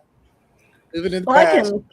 I can give a discount for anybody that's been attending, and if you guys want remote viewing or reading, anything like that, I normally do like an hour for 150. But if you guys want to, some people say, can I get like half an hour? Well, that doesn't work because I start getting so much details that it goes into an hour. So I cannot do half hour. I can't cut it to half an hour, or that won't benefit whoever I'm doing the reading with. So maybe I can do like a 20% discount if anybody's interested. And if you want me to do a remote viewing, the best thing would be to maybe do it before we get on the phone, and I can actually tell you guys what I pick up. Like I just kind of did with Greg. I told him I was getting a remote viewing and told him what I got. And then we could get on the phone and I can give you the details. And sometimes I draw what I see as well. And I can just kind of tell you guys what I was getting. That kind of works well sometimes too. Michelle asking, should we sell our property? I'm getting a strong no with that. Ooh. I mean, but that's your decision, whatever, I hear from spirit, that's something you guys, but I keep getting a strong no with that. I'm not sure what direction you guys are. I just, I don't feel like, no. And then somebody's telling me no, she knows the right answer. So I heard no pretty strong. It's in a playful mood, maybe. Yeah. Is she kind of remote? I feel like she's remote. I mean, a lot of places in Australia are, but I mean, not everywhere. But I feel like she's on the. She understands, don't want to, but getting older. Yeah, exactly. Yeah. Maybe it's just timing too, Shelley. It could be the right person coming in the next year or so that you get the right amount of money and what you need. So a lot of times it's no for that reason. It's not like don't ever leave. It could be just because of the right buyer coming to you. That's what I find out. Okay, out of town. That's what I thought. That's what I was kind of getting, somewhere more remote. 200 acres. Oh my God. That's what I was getting. I was getting like nothing around. Okay, that's really cool though. Sometimes it can be, but I don't know if she has a lot of upkeep. Wow, that's awesome. That's a lot of property. That's a lot of kangaroos out there. Yeah. Yeah, we have coyotes in Javelina here. They have kangaroos and wombats. Do they have wombats? I think they have wombats out there. I don't know. Koalas. Steve, is it Steven? Can I ask, have I been in the presence of a dogman or entity of the same? Yeah. I was getting kind of both for you, Steven, earlier. Some of both. Yeah. I think a lot of it's big man. A lot of it's Bigfoot. I'm combining names now. I think a lot of it was Bigfoot, but then I was seeing Dogman too when I was talking about the cryptid thing with you. So I think it's both. I think Dogman once. Somebody's saying at least once for Dogman. And people don't realize, like, this is something, if all you guys worked together and kind of did research, I'd be curious if Greg, if you guys ever seen like Bigfoot and Dogman, like people are starting to see here together. Because some people would say like Land Between the Lakes. Oh my gosh, Greg's documentary is one of the best I've ever seen. And he talks about the association between Dogman and Bigfoot. Some people think like they don't like each other and they might stay on different parts of properties, and if they come across they'll be fighting, but that's not what I get, at least not here in Payson, and that's not what I get like in Tennessee and where you guys are either. So my guides, when I did that remote viewing to the mine here in Payson, my guide's like, no, they're actually they cohabitate, and I'm trying to understand why two different species would, but they're like, Lori, they cohabitate for a reason, and they tried to tell me, and I'm trying to understand why they would do that, but I guess a lot of species do. Okay. Oh, wow. Rakes. Oh, Greg, those really freak me out. Rakes are so terrifying. I don't know what everybody else on. Oh my gosh. Film's going to have some rakes on it. Oh my gosh. Yeah, I think you guys were telling me that Relic Films, you guys have had all kinds of fun out there, Greg. Oh my gosh. Rakes terrify me. Tell him those are terrifying. Come to my house because I got a bunch of grass that's plotted up out here where I tried to mow. Maybe they can rake it for me. That's funny. I don't know if they're going to. Oh my God. They get low enough to the ground, they can. Oh, that's interesting. Steven's like the Bigfoot used the Dogman as their dog, some people think. That's kind of interesting. I wouldn't think they would need to, but there's something my guides haven't really been, I'm trying to understand, but they keep saying, no, they cohabitate in more places than people realize.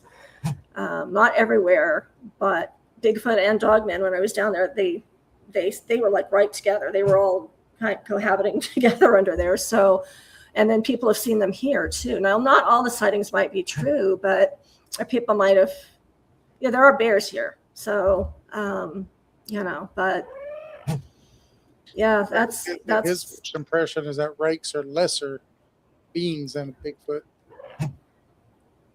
Now, what does that mean, lesser beings, though?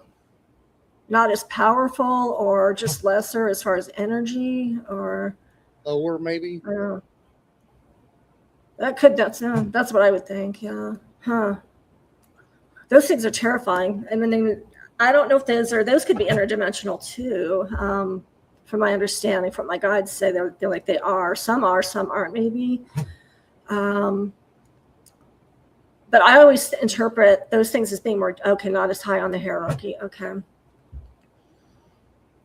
And I always interpret rakes as being more dangerous. I don't know.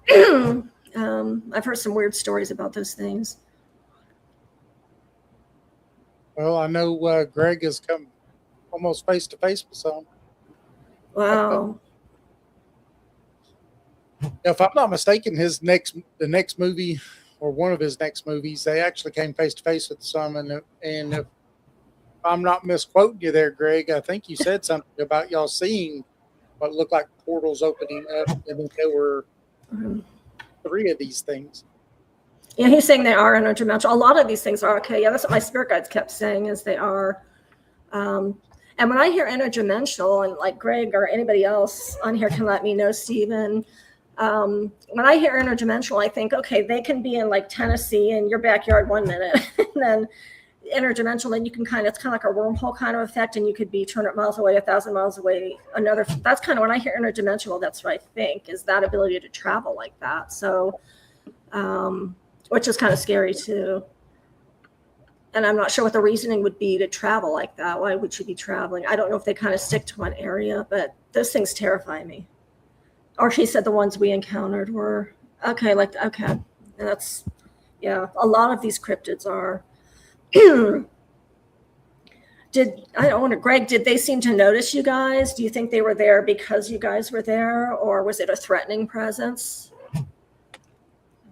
Yes, to all the above, I think he's going to say.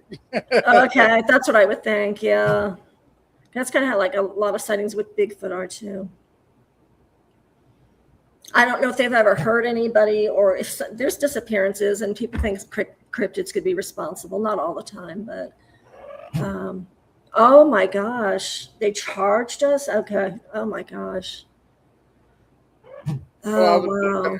to Greg, and he was talking about how he was still cutting the film that's in. He said that he had PTSD so bad about when it happened, that cutting that, when he was cutting that part of the film and stuff, that he had to take it easy.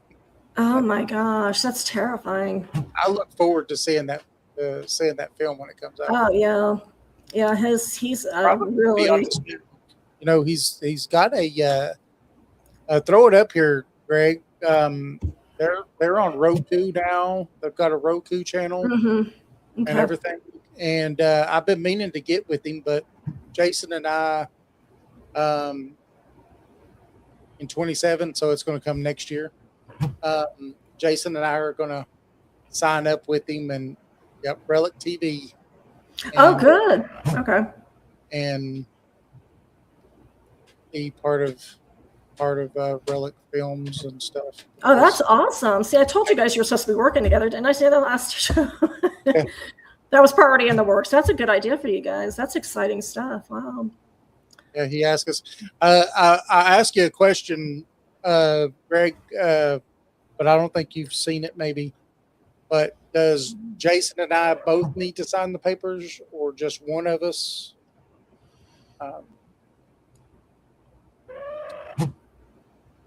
But everybody check out Relic TV. It's on Roku, Okay. everything like that. It's I don't have that, but I might have to get it. Okay. Yeah. Yeah, Roku, that's something else too, I think. One Yeah, will do is, so Jason, if you want to just fill all that out and send it back into him. I will. one will Me- do. He said, yeah. We both been kind of get pulled in 100 directions here. Yeah. Otherwise, we would have already sent it in to you, Greg. Sorry it's taking us so long, buddy. Yeah, you Yep. guys, I think, you and Jason, like Spirit Guys kept saying, you guys are supposed to be pretty big with the documentaries. That's really where you guys are headed. So a lot of people are into the doc, but you guys did such an amazing job with your first one. I was like, holy crap. Did you like it? I loved it. Yeah. My Spirit Guides talk to me when I'm watching TV sometimes. They'll be like, those guys are amazing, Lori. They're really headed. And I'm like, well, yeah, I mean, I knew they were talented, but yeah, it's considering how quickly you guys said you put that together, it was really, I was blown away. Jason, your voice, your narration was just, Oh yeah. I know, I'm not kidding, Jason. It was like, it's a lot better than a lot of other documentaries I've seen. So it was very impressive. I was like, just smooth. There was like, no, of course you have editing and stuff, but I was really impressed with that documentary. When I really didn't edit it, I just did it. I did one section twice, but the rest of it was all one try. Oh my gosh. But yeah, Bill Landry. When I was younger, I watched Bill Landry all the time, and he was captivating when he talked. And I tried to Coolest boogers. I don't know, it comes natural. Just For some reason, it just comes natural because I've listened to him so much. You got a good voice for it. Your voice is so calming and soothing, and it actually made me listen. That's what made me listen more. I was like, oh, this is amazing. So I can't wait to see more from you guys. What's a cautious booger? I don't know. It's supposed to be coochie booger. But we got we have Greg to thank though, because he's the one that said, "Hey, you guys need to do Yeah. Okay. film before you do anything else, just so you could try to get it Yeah. down." And so Jason and I both were like, "Yeah, the Coochie Booger, because it's right here. You know, we could shoot and do everything." And so yeah, we have Greg to thank for Good. pointing us in that direction for sure. And Awesome. the 50,000 questions is probably was tired of me asking all the time, but it was fun. It was great. Oh, you got the movie poster. Oh, okay. Jason made a movie poster. Yeah, pretty cool. Oh, is this, so what is this? Is this a movie that's out or? That's the one that we put out. Yeah, the Coochie Booger. Oh, okay. I didn't know if I'd seen this actual, like, okay. All right. Yeah, That's the actual truck that, well, it ain't the actual truck. I tried to remake the truck that Jamie Nix. Jamie had his encounter in. Yeah. Oh, Oh, you want one? Well, we'll get you one. Yeah, Oh, we're sure. getting a few of them, Stephen. So we're gonna Okay. give everybody that was in it one. And we're gonna give one away on here one night while we're doing a live Okay. show. If Now our some- next documentary is going to be about our trip to North Carolina, the Yeah. Devil's Tramping Ground, and we hope that you'll try to do some remote viewing, and we could like Yeah. interview you for it and stuff. absolutely. Yeah. Count on that. Absolutely. Yeah. I'd love to help you and Greg and whoever else wants an idea of what they might be going into or just what I'm encountering after they've been there. I mean, I don't need coordinates. I can just you tell me where what you want investigated. I'm right there. I can do it. Well, I guess That's what's the fun thing. This would be like a past because we've already been there. Okay. Yeah. Oh, yeah. Yeah. Yeah. I can just travel there and see what kind of energy I pick up on. And Greg's like, "Woohoo, that's gonna be on Relic TV too." So Relic TV and catch the movie. So Well, Lori, and the next if you movie. want to give everybody, your info and stuff, and and my voice keeps going out. So yeah, so I'm It got trying to dark think, how here. does this normally? Yeah, I thought it was going to rain. It thundered, but I don't think it's been raining. Your lights went out. Yeah, Yeah. my TV's still on. Yeah, they did. Oh my gosh. Well, my Something's TV's going still on in kind of going. Who knows? Actually, I get notifications every once in a while. So, well, actually, I've got a lamp on that's behind my computer. It's still on. I don't think it's just got dark. I think because I've got other lights on. But oh, that's nice. My spirit guide's like, no, there's something here. Okay, so it's benign if it is. But yeah, so I'm on Facebook. I have 2 Facebook pages, just Lori Hines, and then Lori Hines. Thank you, Greg. And then Lori Hines, paranormal mystery author. And I haven't been on social media as much, but I've got to start getting into that more. I'm doing more posts, maybe related to remote viewing and things like that. But if you guys, my email is LH_author, AUTHOR, @yahoo.com. And you can always send me a note if you're interested in a reading. We can book something. I work full time, but I'm off at 3 and I have plenty of time on weekends as well, so we can schedule something.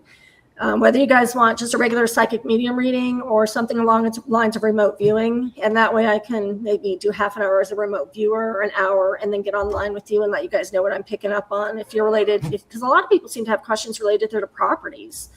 And I love doing stuff like that. That is just some of my favorite work to do is land, seeing what I can pick up on land with what I do with Greg and other people today. So yeah, just send me a note and we can get something scheduled. Or if you have questions, if you're not sure if you want to schedule something and have questions, I can answer any questions you have about how this works. And like I said, I'll have a 20%.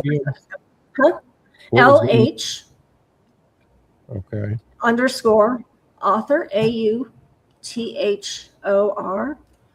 yahoo.com. LH_author_. Yeah, the AUTHOR at yahoo.com. Okay. I'm putting it up in the chat. Okay. Yeah, I'd like to work with Stephen and Shelley. Those sound like Australia. Wow, that would be cool doing a remote viewing session to Australia. Never traveled there. That would be interesting.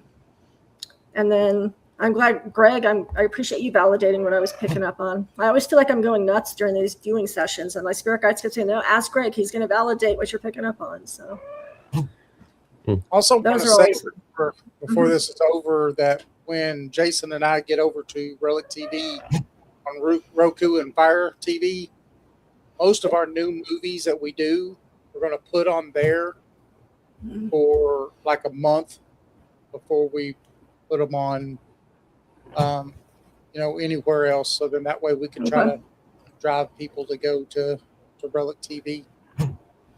Are you and Greg supposed to be working together on something, meaning going to the same location? I'm getting yes. I don't know if you guys have talked about something. Okay.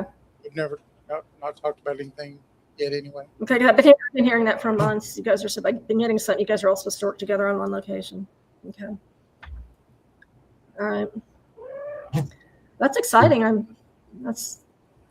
Greg's he's such a talented filmmaker. That whole crew is amazing. And Greg's like, shh. Lori, be careful. Lori can see things that, Lori lets the cat out of bag a lot, and people are like, shut up. You guys have a lot of good things going on. Cool. We really appreciate you coming on, Lori. It was a lot of fun. I appreciate everybody participating and asking questions. This was fantastic. Thank everybody in the chat room for coming in and chatting with us and being part of this. Yeah. Thank you, Lori, for giving us those readings and stuff. That was awesome. Yeah. Absolutely. Yeah. I think you really helped Taylor a little bit. I hope so. I mean, I have a feeling like I said, I feel like she is a medium, and so I think she kind of knew a lot of what was going on. But. Yeah, I kind of think she is too. She's seen a lot of extraterrestrial stuff too. She's got videos of it. That's what I kept getting, was something about otherworldly beings around her property too. Yeah. So okay. Put that cat away. Yeah, I'm trying. Yeah, people are always like, shut up. Yeah, I pick up on stuff. People are like, how did you pick up on that? I'm like, no, I have voices in my head all the time. So, oh, thank you, Greg. That means a lot coming from you. Trust me, that does. I needed to hear that. Past few months have been kind of rough, so that makes a huge difference. Yeah. Those rough patches are terrible. Yeah, they are. My spirit guides are telling me it's going to get great for you, Lori.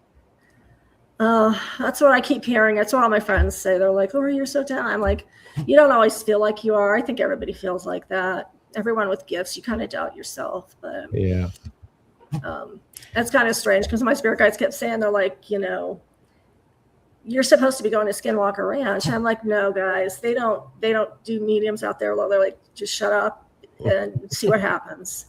And I'm like, okay, But after hearing stuff about the hitchhiker, I'm like, I don't know. They're like, tough, you're going there anyway. Well, I don't know how that's supposed to happen, but yeah, whatever will be, will be. But, yeah, I know. Greg says, is his spirit animal a tick? Yes. No, just kidding. They're like, he's got some insects, but I don't think it's a tick. That's fun. It might be, but considering how much you guys probably pick up on those things everywhere you go in the woods and stuff. That's funny. Take a bunch of guineas with you. They eat ticks and fleas and everything. A tick. That's a whole separate attachment by itself. Yeah. That's what Steve said. There's something about Greg's wife. I don't know if she sees things or if she has certain abilities. I'm getting something about his wife too, so that's interesting. Okay. Yeah, I mean, everybody on his team has kind of their own. He's got an interesting team. I can't believe the 2 hours went by that released the genies. God, that went by fast. Okay. Yep. Well, it was a lot of fun with everybody asking questions and participating. That was awesome. Yeah, Yeah. it was fun. 2 hours don't take long. That's true. She suppresses them. So I try and suppress them, but that doesn't always work. Okay. Well, David, you want to take us out, and Lori's just stay on here for a little bit. Okay, sure. Thanks, everybody, again for being part of this and participating. Remember, you can connect with us at paranormal411.org. Follow us on Facebook, YouTube for all the latest updates. Join us live every Wednesday from 7 to 8 p.m. Eastern, Saturdays from 8 to 10 p.m. Eastern, where you catch us on Subspace Radio on all major podcast platforms. Don't miss our books. We've got 3 of them. East Tennessee Hauntings and Lore Edition 2, A Comprehensive Guide to Paranormal Investigations, and The Haunted Ledger. Now, these are all available on Amazon or directly through paranormal411.org. Join us. Join us. Yeah, we'll see y'all Wednesday. We've got a great guest. Oh, yeah. Guest. Lots of guests. Oh, and if you want to be a guest, just go to our website, sign the form.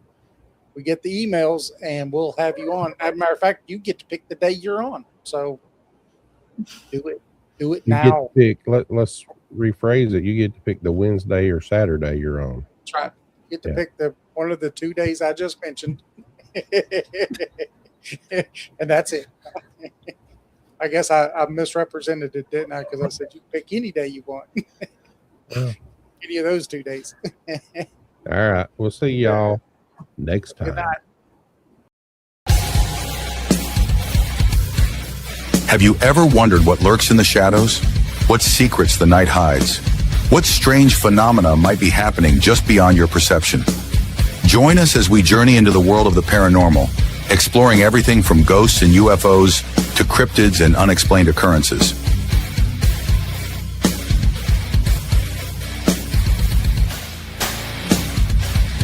From haunted houses to all things paranormal, join us in the search for the truth behind the veil. Welcome to Paranormal 411.